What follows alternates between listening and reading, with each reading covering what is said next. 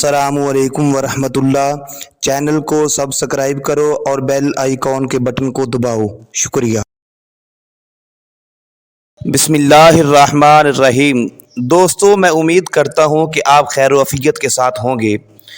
दोस्तान मोहतरम, जिस तरह के आपको पता है कि ईद कुर्बान बिल्कुल करीब करीब है,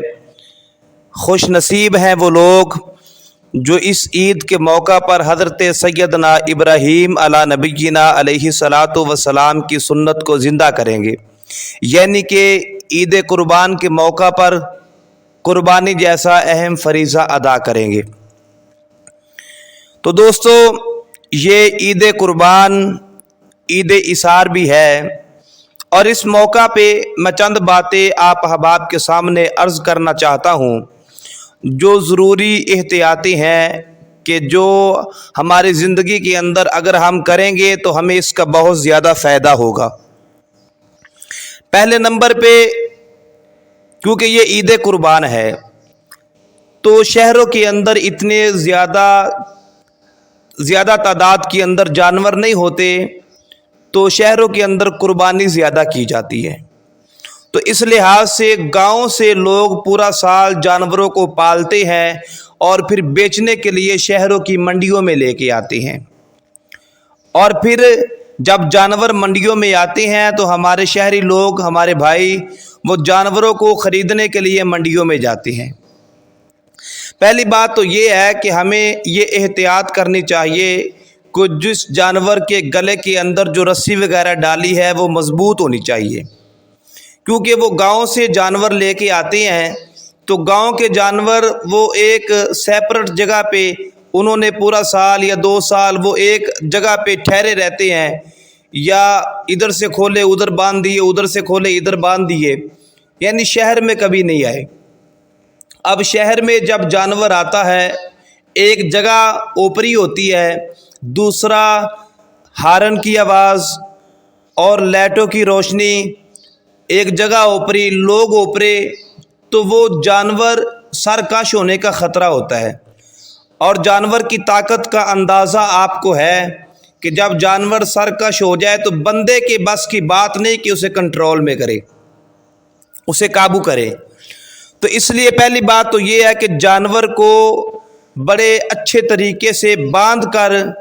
जो है वो मंडी की तरफ लाया जाए।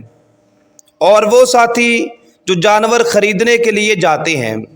अक्सर औक़ात हमने ये देखा है कि इन दिनों के अंदर क्या होता है, कई बेचारे व्यापारी लोग जो हैं वो बेचारे वहाँ पे रोते हमें नज़र आते हैं कि जी जनाब, रात का अंधेरा था, जल्दी थी और हमने जो है ना वो पैसे जल्दी जल्दी गिन लिए, वह जानवर हमने दे दिया, बाद में पता चला कि जनाब वो पैसे नकली हैं। मेरा भाई, वो बेचारा जो जानवर बेचने के लिए आया है, पता नहीं पूरा साल उसने जानवर किस तरह अपने पास रखा, जानवर पे कितने पैसे खर्च किए। लिहाजा ये कोई अच्छी बात नहीं है। इस बात से गुरेज करना चाहिए कि देखें, वो हो सकता है वो बेचारा किसी का जानवर लेकर आया हो और मंडी में फ़रोख्त करके उससे कुछ मुआवजा मिलना हो फ़रोख्त करने का। तो अगर ऐसे किसी को नकली पैसे देकर या किसी के साथ चालाकी खेलकर हम उससे जानवर लेके चले जाएंगे, क्या अल्लाह रसूल इस बात से राज़ी होगा? बिल्कुल नहीं होगा। और दूसरे नंबर पे, जो जानवरों के मालिक हैं उनका भी हक बनता है कि वो भी सही बात जो जानवर ख़रीदने के लिए आते हैं उनके साथ करें,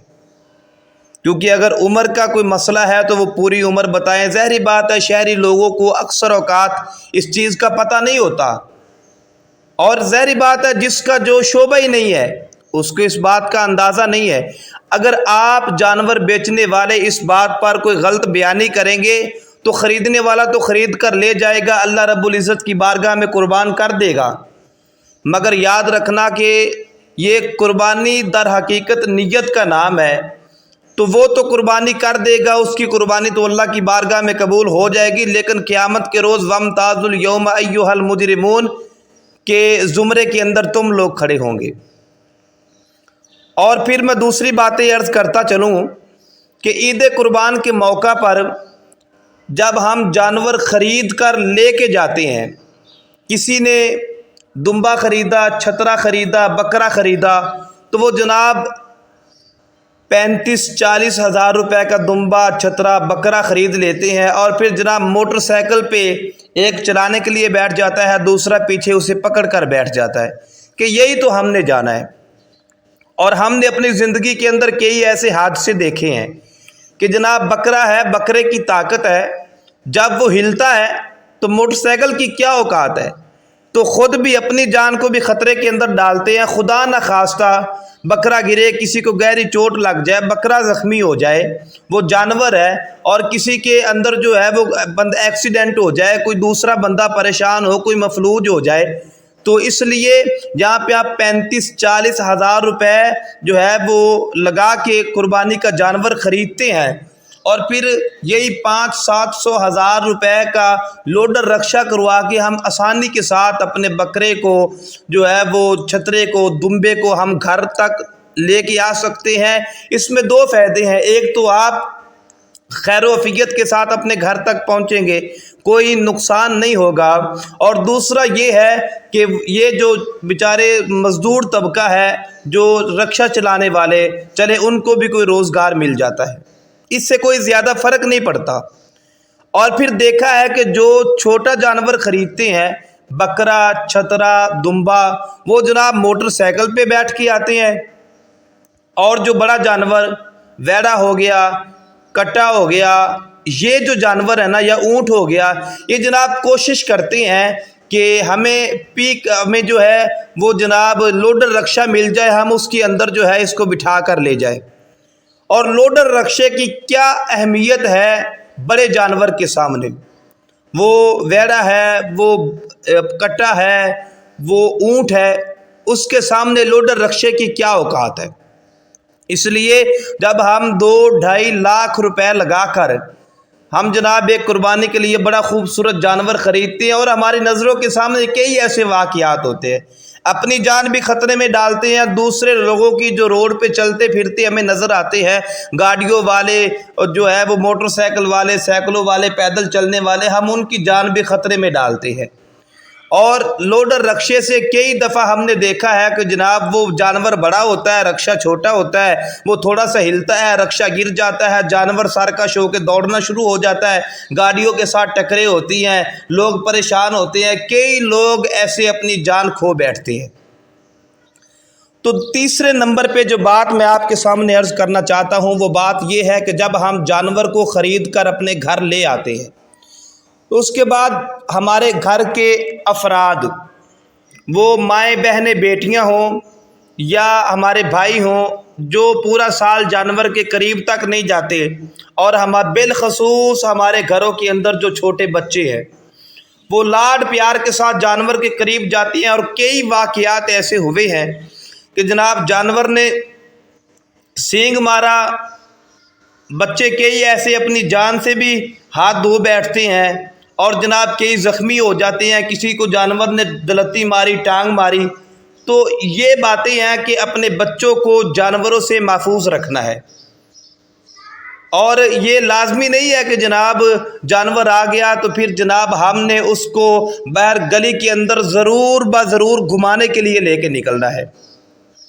اچھی بات ہے، ہر بچے کے شوق ہوتے ہیں، ہر جو ہے وہ گھر کے شوق ہوتے ہیں، بڑے شوق کے ساتھ لوگ قربانی کا جانور خریدتے ہیں، لیکن میرا بھائی صرف اور صرف خریدنے کا مقصد یہ ہوتا ہے کہ ہم نے نبی کریم صلی اللہ علیہ وبارک وسلم کے فرمان کے مطابق عمل کرتے ہوئے حضرت ابراہیم علی نبینا علیہ الصلاۃ والسلام کی سنت کو زندہ کرنا ہے۔ اب دیکھیں، اگر گلی کے اندر کوئی بچہ بکرے کو، چھترے کو، دمبے کو یا بڑے جانور کو لے کر نکلتا ہے، ہمارے پڑوس کے اندر ہی، ہمارے پڑوسی وہ بیچارے غریب ہیں، ان کے پاس طاقت نہیں ہے جانور خریدنے کی، جانور قربان کرنے کی، اور جب آپ کے بچوں کو وہ اس طرح جناب گلیوں کے اندر صبح دوپہر شام جانوروں کے ساتھ ٹہلتے ہوئے دیکھیں گے تو بچوں کے دل پر کیا گزرے گی؟ بچے تو بچے ہوتے ہیں، ہمارا دین تو یہاں تک ہمیں پیغام دیتا ہے کہ نبی کریم صلی اللہ علیہ وسلم کی بارگاہ میں ایک شخص حاضر خدمت ہوا، پریشان۔ نبی کریم نے فرمایا کیا مسئلہ ہے؟ عرض کی یا رسول اللہ صبح سے میرا بیٹا مجھے نہیں مل رہا۔ تو نبی کریم صلی اللہ علیہ وسلم نے فرمایا کہ اچھا تیرا بیٹا نہیں مل رہا۔ انہی لمحات کے اندر وہاں ایک بندہ بیٹھا تھا، اس نے کہا تیرا بیٹا فلاں تو نہیں؟ کہا جی فلاں۔ کہا وہ تو فلاں ابھی میں دیکھ کے آیا ہوں، فلاں جگہ پہ فلاں بچے کے ساتھ کھیل رہا ہے۔ تو وہ بچہ وہ فوراً دوڑ کے جانے لگا۔ نبی کریم نے پیچھے سے آواز دے کر بلایا، فرمایا ٹھہرو۔ فرمایا جب اپنے بچے کو دیکھ لے، اپنے بچے کو بیٹا کہہ کر نہ بلانا، اپنے بچے کو بیٹا کہہ کر نہ بلانا، بلکہ اس کو اس کے نام سے مخاطب کرنا۔ عرض کی یا رسول اللہ جب وہ میرا بیٹا ہے تو میں بیٹا کہہ کر نہیں بلاؤں گا تو کیا کہوں؟ نبی کریم نے فرمایا ہو سکتا ہے ان بچوں کے اندر کوئی یتیم ہو، جب آپ اپنے بیٹے کو بیٹا کہہ کر بلاؤ گے اس کے دل پہ کیا گزرے گی؟ اس لیے قربانی کرنا بڑی سعادت مندی کی بات ہے، لیکن ہم نے اپنے دائیں بائیں بھی دیکھنا ہے۔ اور پھر جب ہم قربانی کرتے ہیں، قربانی کرنے کے بعد کیا ہوتا ہے کہ جناب ہم نے اس معاشرے کے اندر رہنا ہے، اس گلی محلے کے اندر، یہ ہمارے گلی محلے ہیں۔ تو جناب ہم عید پہ کیا کرتے ہیں کہ جناب وہ جو اس کی اوجڑیاں ہوتی ہے، چھچڑے ہوتے ہیں، وہ جناب گلیوں کے اندر پھینک دیتے ہیں۔ صفائی نصف ایمان ہے، صفائی کا خیال بھی ہم نے رکھنا ہے۔ جانور کو ذبح کرتے وقت بھی جو نادان ہے، جس بیچارے کو پتہ نہیں، اس کو نہیں چاہیے کہ وہ جناب، اس کو چاہیے کہ وہ جانور کے قریب نہ جائے۔ اور جانور کو ذبح کرنے سے پہلے چھری کا تیز ہونا ضروری ہے، اور جانور وہ بندہ ذبح کرے جس کو ذبح کرنے کا طریقہ آتا ہو، اور جانور کو ذبح کرنے سے پہلے پانی پلایا جائے، جانور کو ذبح کرنے سے پہلے کھانا کھلایا جائے، اس کو چارہ کھلایا جائے، جانور کو ذبح کرنے سے پہلے اچھی طرح سے باندھ لیا جائے، اور جب اس کو باندھا جائے اس وقت تک اس کے سامنے چھری نہ کی جائے۔ یہ وہ ضروری احتیاطی ہیں۔ اور یہ جو عید قربان کی چھٹیاں ہیں، چھٹیاں ظاہری بات ہے حکومت پاکستان چھوٹی عید پر ظاہری بات ہے ایک چھٹی کا زیادہ چانس ہوتا ہے کہ وہ چونکہ اس کا پتہ نہیں ہوتا کہ چاند نظر آئے گا یا نہیں آئے گا، تو یہ جو عید قربان ہے اس موقع پہ یہ تھوڑی سی آسانی ہو جاتی ہے کہ عید قربان کے موقع پر چاند پہلے نظر آ جاتا ہے اور چھٹیوں کا اعلان پہلے ہو جاتا ہے۔ حکومت پاکستان جو فیصلہ کرے گی، جو سرکاری لوگ ہیں ان کے لیے جتنی چھٹیاں منتخب کی جائیں گی وہ حکومت پاکستان پہلے بھی کرتی ہے، اس دفعہ بھی کرے گی۔ اور آخر کے اندر ہم جو عید قربان کے موقع پر میرا بھائی زیادہ سے زیادہ کوشش کرو کہ جو قربانی کا گوشت ہے وہ غرباء کے اندر تقسیم کرو، جو غریب لوگ ہیں ان کے اندر تقسیم کرو، کیونکہ جو صاحب ثروت ہے